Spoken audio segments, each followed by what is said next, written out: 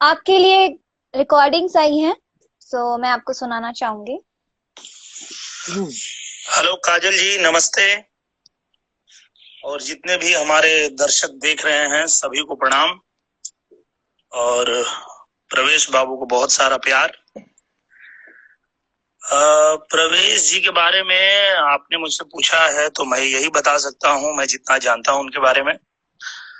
प्रवेश जी एक बहुत ही मेहनती और बहुत ही कर्मठ व्यक्ति हैं। और मतलब कोई भी काम बहुत सुनियोजित तरीके से करते हैं, बहुत ही सुलझे हुए व्यक्ति हैं। और मेरे लिए तो सिर्फ मेरे छोटे भाई नहीं, मेरी ताकत है। और बचपन से लेके अभी तक हर कदम पे इन्होंने मेरा इस तरह से साथ दिया है कि जहां भी मैं कुछ भी करने की सोचता हूं तो वहां पे ये मेरे लिए हमेशा खड़े रहते हैं।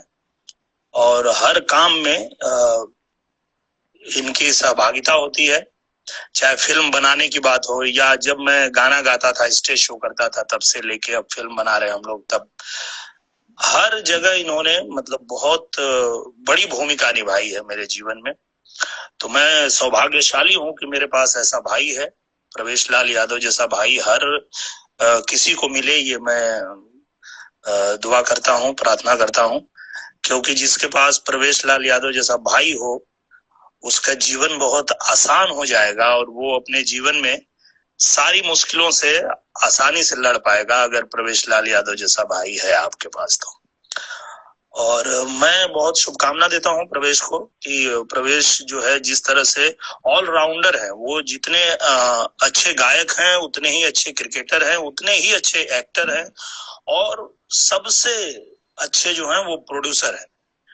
हर क्षेत्र में इन्होंने अपने आप को प्रूव किया है और मैं इन पे बहुत गर्व करता हूं। और मैं हमेशा ये प्रार्थना करता हूं ईश्वर से कि हमेशा ऐसे ही ये तरक्की करें, खुश रहें, और जो इनको जीवन में चाहिए वो सारी खुशियां इनको मिलती रहे।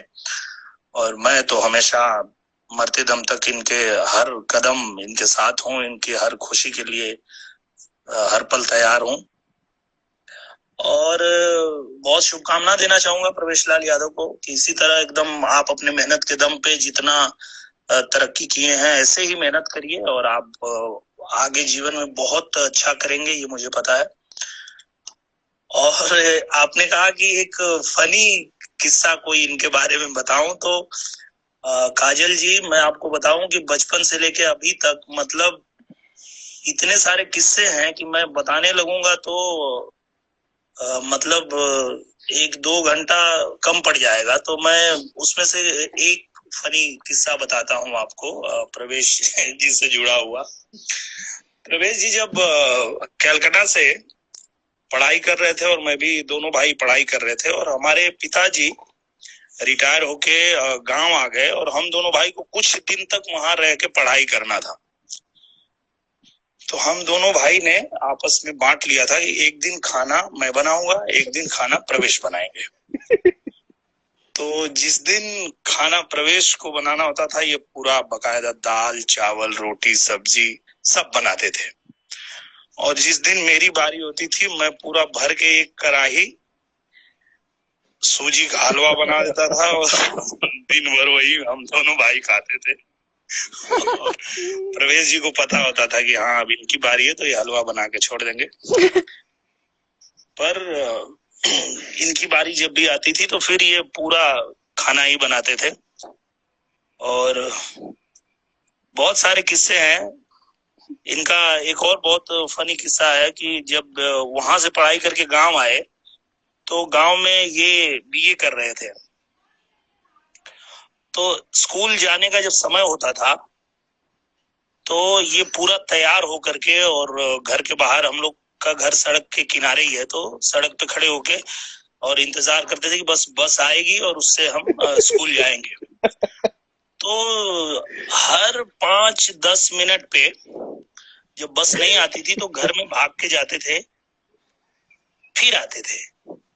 और देखते थे, तो अभी नहीं आई तो फिर घर में भाग के जाते थे। और ऐसे में पता चलता था कि घर में गए और बस आई निकल गई और ये स्कूल नहीं जा पाए। तो आप काजल जी पूछिए कि ये बार बार घर में भाग के क्या करने जाते थे। ये अच्छा क्वेश्चन मुझे लगा कि आप पूछेंगी तो प्रवेश भाई बताएंगे तो सबको पता चलेगा। बाकी आपको बहुत शुभकामना काजल जी, और प्रवेश को बहुत शुभकामना। आप लोग ऐसे ही तरक्की कीजिए और खूब नाम कीजिए। All the best. Thank you. वाह, थैंक यू दिनेश जी, बहुत ही अच्छा क्वेश्चन है। अच्छा परवेश जी बताइए, आप भाग के क्यों जाते थे घर में? मैंने इशारे में बता दिया था। मैं ना घर में बार बार जाता था और एक कंघी हुआ करता था और एक छोटा सा शीशा लगा हुआ करता था।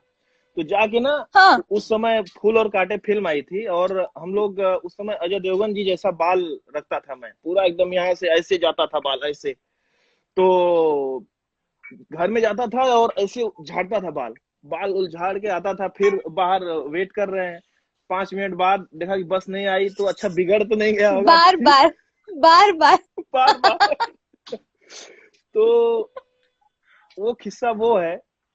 और दूसरा मैं ये कहना चाहूंगा कि मैं अपने बड़े भाई दिनेश लाल यादव जी के बारे में मैं कहना चाहूंगा कि जब जब होश संभाल रहा था तभी मेरे पिताजी नहीं रहे इस दुनिया में।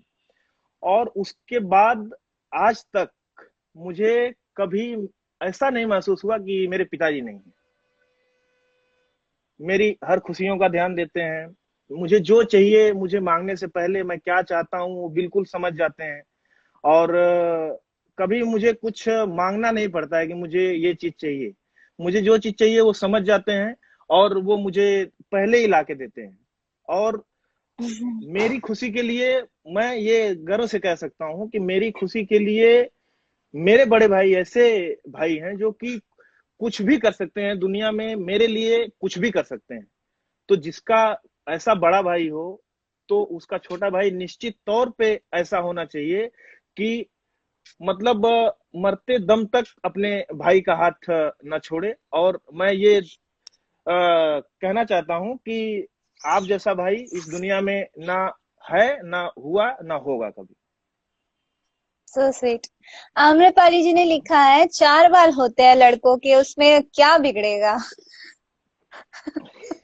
लेकिन उस टाइम पे लगता था ऐसा कि बाहर अभी गए हैं, थोड़ा बाल और ऐसे हवा हवा लगा उड़ गया तो भाग के जाते थे थोड़ा एक बार और ऐसे झाड़ ले और कुछ नहीं, खाली जाके और ऐसे आपके 2 बार बड़े झाड़ते भाई थे आ बोल जाते थे। रहे हैं लव यू प्रवेश बाबू। Love you to. और एक रिकॉर्डिंग है। हाय काजल, हेलो प्रवेश जी। काजल, हेलो। सबसे पहले तो मैं तुमको ये कहना चाहती हूँ कि आज तुम्हारा ये एपिसोड खट्टी मीठी बातें विद काजल राघवानी में गेस्ट हैं प्रवेश जी। तो एकदम ध्यान से रहना। पता चला तुम उनके राज खोलने के लिए ये लाइव सेशन कर रही हो, लेकिन वो प्रवेश लाल यादव है, कहीं तुम्हारे ही राज ना खोल दे। तो ध्यान देना।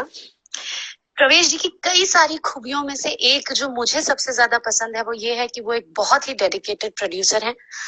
और कहानी की फर्स्ट डे स्टोरी सिटिंग से लेके फिल्म रिलीज होने तक हर काम वो बहुत ही बखूबी जानते हैं और बहुत अच्छे से करते हैं। तो इस क्वालिटी के लिए मैं उनको हमेशा बहुत बधाई देना चाहती हूँ कि he is one of the finest producers of our Bhojpuri industry. और एक बात जो मुझे स्टार्टिंग में लगती थी कि बाप रे ये कितने गुस्से वाले आदमी हैं, जब देखो गुस्से में रहते हैं, पर बाद में मुझे पता चला कि ना ये तो छलावा है। 2-3 फिल्मों के बाद पता चला कि ये सिर्फ सेट पे गुस्से में रहने का नाटक करते हैं ताकि यूनिट ऐसे कॉन्शियस रहे कि ये भगवान लगता है हमारे प्रोड्यूसर थोड़े एंग्री हैं और अच्छे से काम करे, क्योंकि पार्टों के बाद एकदम चेंज हो जाते हैं, जैसे जॉली पर्सन है वैसे बन जाते हैं। तो ये एक मुझे लगता था कि गुस्से वाले हैं, लेकिन वो भी बाद में क्लियर हो गया कि ये बहुत ही साफ दिल के इंसान है, बहुत ही मस्तीखोर इंसान है। तो मैं प्रवेश जी आपको सिर्फ इतना ही कहना चाहूंगी कि जितने प्यारे जितने अच्छे आप हैं, भगवान करे आप हमेशा वैसे ही प्यारे और अच्छे रहें। और भगवान दुनिया की सारी तरक्की सारी खुशियां आपकी झोली में भर दे। Thank you. थैंक यू, रोने थैंक मत यू, लगना आप, थैंक यू सो रोने मत मच। लगना। नहीं, सही कहा इन्होंने कि मैं बहुत सेट पे तो गुस्से वाला ही लगता हूँ, क्योंकि मैं गुस्से वाला नहीं रहूंगा तो लोग डरेंगे नहीं। नहीं डरेंगे तो हाँ टाइम से शूटिंग नहीं होगी, टाइम से, आप समझ सकती हो ना, तो वो तो हाँ, सही मैं बात समझ है। सकती हूँ। और बाकी आम्रपाली जी के बारे में मैं इतना ही कहना चाहूंगा कि निरहुआ हिंदुस्तानी में हम लोग बहुत लोगों को देखे थे कास्ट करने के लिए, जब निरहुआ इवन मुझे भी हिंदुस्तानी, फोन किया था आपको भी आपने। हमने फोन किया था, याद है आपको? आप पूना में थी उस टाइम पे शायद। हाँ, जी। उसके बाद आम्रपाली जी ने हिंदुस्तानी में काम किया, और हम लोग ये सेट पे स्क्रिप्ट स्ट्रिक्ट बनाने की एक्टिंग है आम्रपाली जी लिखी है, स्ट्रिक्ट क्या? बनने की एक्टिंग करते हैं सेट हाँ, पे, बिल्कुल स्ट्रिक्ट बिल्कुल बनने की बिल्कुल। एक्टिंग करते हैं। हाँ, नहीं वैसे भी मैं क्या है कि मल्टी टैलेंटेड हूँ, तो अलग अलग जगह मैं तभी अपना रोल कर सकता हूँ जब मैं हर जगह पे अलग तरीके से फिट होऊंगा। पहली बात। ऑलराउंडर, जैसे बड़े भैया बोले ऑलराउंडर है। ऑलराउंडर तो क्रिकेट में जब फील्ड में जाता हूँ तो क्रिकेटर हो जाता हूँ, जब प्रोड्यूसर बनता हूँ तो प्रोड्यूसर हो जाता हूँ, जब एक्टर बनता हूँ तो एक्टर हो जाता हूँ। तो वो तो जब सारे काम आप तभी कर सकते हो जब हर जगह जाके आप अपना रोल चेंज करोगे। आप अगर आपके दोस्त आदित्य आपको हाय बोल रहे हैं, hello. Hello bro, how are you? तो मैं आम्रपाली जी के बारे में बोल रहा था कि आम्रपाली जी हिंदुस्तानी में, पहली वाली हिंदुस्तानी में उन्होंने काम किया, जो कि एक माइलस्टोन फिल्म हुई, और वो मेरी फेवरेट फिल्म है, इसलिए भी कि आम्रपाली जी ने उसमें जो कैरेक्टर है उसको जीवंत कर दिया है। और जब हम्म, आम्रपाली जी उस फिल्म में साड़ी में जब दिखती हैं, मुझे बहुत अच्छी लगती हैं। नहीं थैंक यू। वाकई में बहुत अच्छी लग रही है। मैं कल भी देखी थी उनका गाना और परसों भी देख रही थी, मम्मी को भी दिखाया। नहीं, उन पे बहुत बहुत साड़ी वाकई में बहुत सूट साड़ी बहुत करती है, बहुत लाइक बहुत घरेलू बहुत टाइप की वो लगती है उसमें। जी जी या जी, वही मैं कहना चाह रहा